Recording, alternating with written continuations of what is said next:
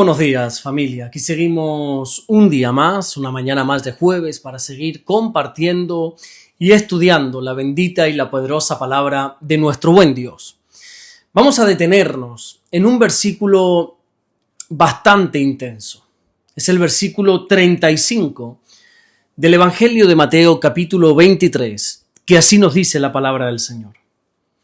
Para que venga sobre vosotros toda la sangre justa que se ha derramado sobre la tierra, desde la sangre de Abel el justo hasta la sangre de Zacarías, hijo de Beraquías, a quien matasteis entre el templo y el altar.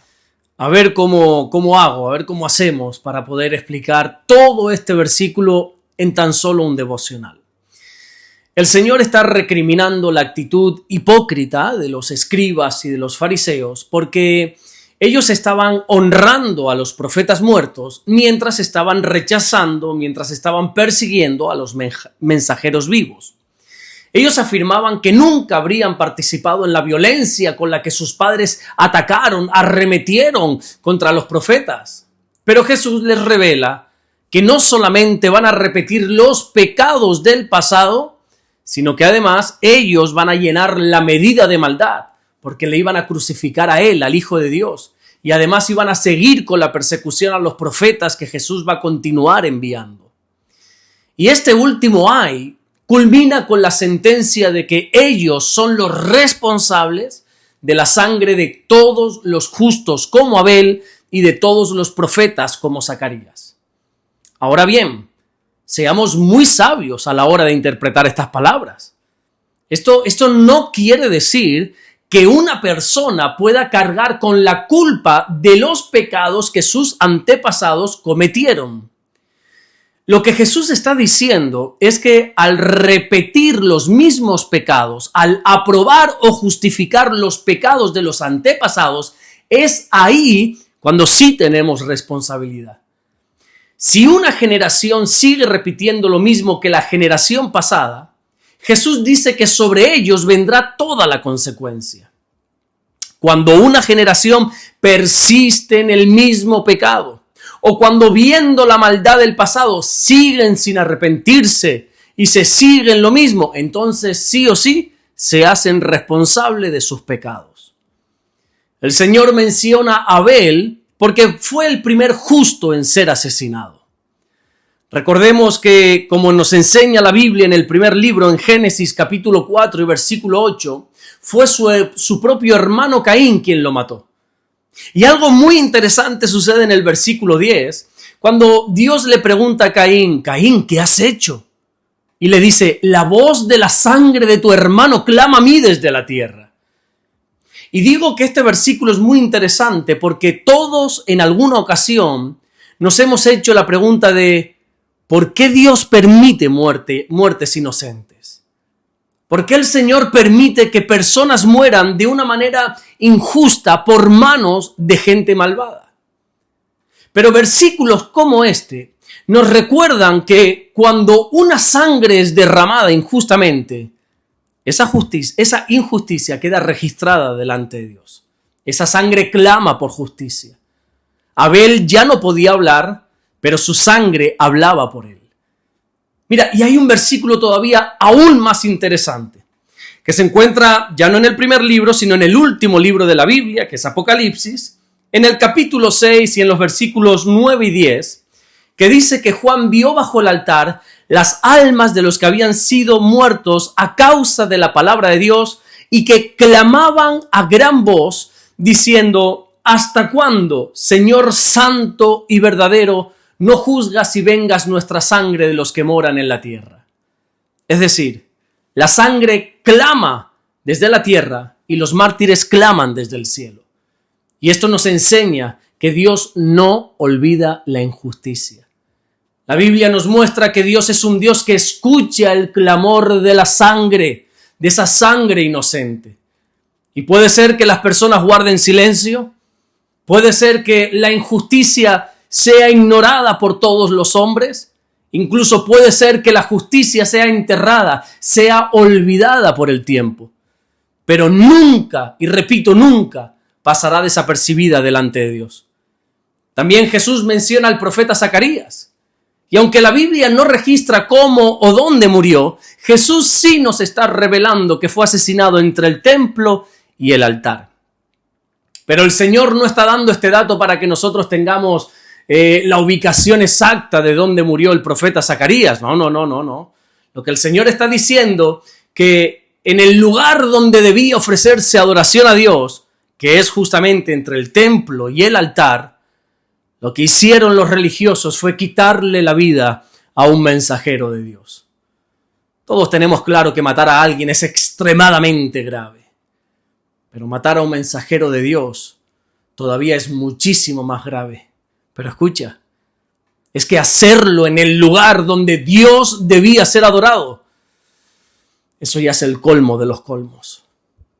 Y la única conclusión que yo saco de todo esto es que se puede estar muy cerca de las cosas sagradas, de las cosas santas, pero al mismo tiempo muy lejos de Dios. Por eso Jesús está denunciando esta hipocresía con tanta severidad. Porque cuando la religión se separa del arrepentimiento, ya entonces las cosas santas se empiezan a convertir en un escenario de pecado. Y como siempre decimos, esto no ha sido escrito en este evangelio, en la palabra de Dios, para que acusemos a los escribas y a los fariseos del pasado. No. Esto ha sido escrito en la palabra, también como advertencia para cada generación, como advertencia para cada uno de nosotros. Hay personas que creen que por estar en la iglesia, personas que creen que por estar en las cosas del Señor, ya están bien delante de Dios, pero no es así. Este versículo y otros tantos nos recuerdan que los religiosos derramaron sangre inocente y en algunos casos tan extremos la derramaron entre el templo y el altar. Y como decía el domingo pasado en la predicación, el domingo pasado se puede estar dentro de la casa del Padre, pero totalmente alejado de Dios. Aquí no se trata de dónde estamos, sino de cómo está nuestro corazón. Porque podemos estar muy cerca del altar, pero muy lejos de Dios. Como Jesús mismo nos enseña y nos dice en este propio Evangelio de Mateo, en el capítulo 15 y en el versículo 8, este pueblo de labios me honra, mas su corazón está lejos de mí. Deberíamos examinar cómo estamos delante del Señor. Porque a veces podemos pensar que la cercanía a las cosas santas, a las cosas sagradas, nos mantienen bien espiritualmente. Pero ya estamos viendo que no es así. Lo único que nos mantiene cerca de Dios es que nuestro corazón esté rendido, nuestra voluntad esté rendida por completo a Él. Los escribas y los fariseos son el claro y el vivo ejemplo de cómo la religión se puede corromper en extremo. De cómo se pueden usar las cosas de Dios aún para las cosas más macabras. Y no sé a ti, pero esto a mí me asusta en gran manera.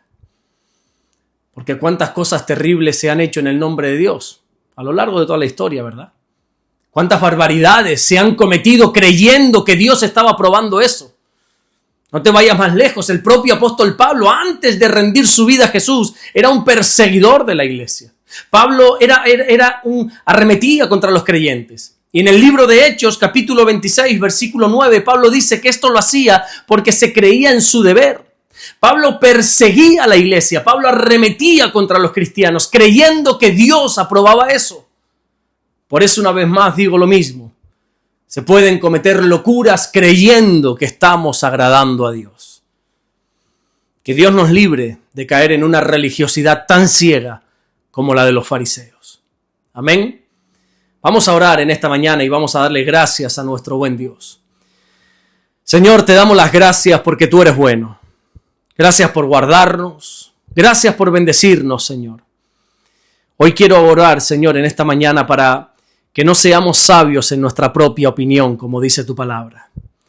Que no pensemos que estamos bien por el simple hecho de que estamos en tu casa, que estamos en la iglesia, sino que podamos examinar nuestro corazón. Que podamos estar bien delante de ti, limpia nuestra vida, Señor. Crea en nosotros, Señor, un corazón limpio, mi Dios. Ayúdanos a estar bien delante de ti, Señor. Gracias, Señor, por todo lo que estás haciendo. Gracias por todo lo que vas a hacer. Te amamos y te bendecimos, mi Dios. En el nombre bendito de Jesús. Amén y amén. Que Dios te bendiga.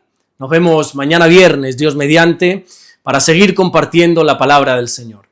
Esta tarde en Puerto El Rosario vamos a llevar a cabo el último culto de estudio del año. Y digo el último porque el próximo jueves no habrá. Y el primer jueves del año tampoco habrá, porque caen justo en días festivos. Entonces vamos a retomar, creo que es el jueves 7 o el jueves 8 de enero. Hoy es el último culto de estudio del año en la iglesia de Puerto Rosario, Centro Evangélico Vida Nueva, a las 6 de la tarde. Así que si eres de Fuerteventura y puedes ir esta tarde por allí, pásate que el pastor Rey va a estar compartiendo la palabra. Nos vemos mañana, Dios mediante, para seguir compartiendo el mensaje del Evangelio. Dios te bendiga.